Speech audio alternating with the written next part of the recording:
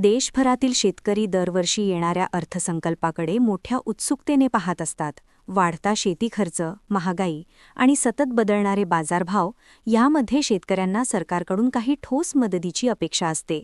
यावेळी येणारा केंद्रीय अर्थसंकल्प शेतकऱ्यांसाठी सकारात्मक संकेत देत असल्याची चर्चा सुरू आहे. माध्यमांमधील माहितीनुसार पीएम किसान योजनेअंतर्गत मिळणारी वार्षिक रक्कम वाढवण्याचा विचार सरकारकडून केला जात असल्याचे संकेत मिळत आहेत. जर गोष्टी नियोजनाप्रमाणे पार पडल्या तर शेतकऱ्यांना मिळणारी मदत 6,000 रुपयांवरून 9,000 किंवा त्याहून अधिक होऊ शकते. मागील अर्थसंकल्पाच्या वेळीही अशी शक्यता वर्तवली जात होती, परंतु त्यावेळी रक्कमेतील वाढ झाली नव्हती. मात्र यावर्षी पुन्हा एकदा नव्या रिपोर्ट्समधून माहिती समोर आली आहे की शेतकऱ्यांच्या मदतीसाठी रक्कम वाढवण्याची चर्चा पुन्हा वेग घेते आहे. लहान आणि अत्यल्प भूधारक शेतकऱ्यांसाठी ही वाढ महागाईच्या काळात मोठा आधार ठरू शकते.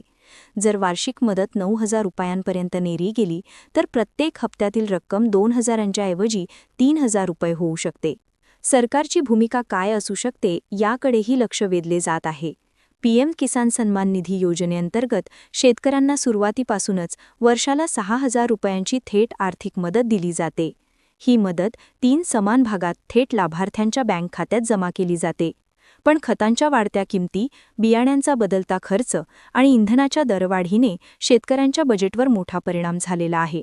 त्यामुळे सन्मान निधीची रक्कम वाढवण्याची गरज अधिक तीव्रतेने जाणवू लागली आहे. फेब्रुवारी महिन्यात सादर होणाऱ्या अर्थसंकल्पाची तयारी खूप आधीपासून सुरू केली जाते.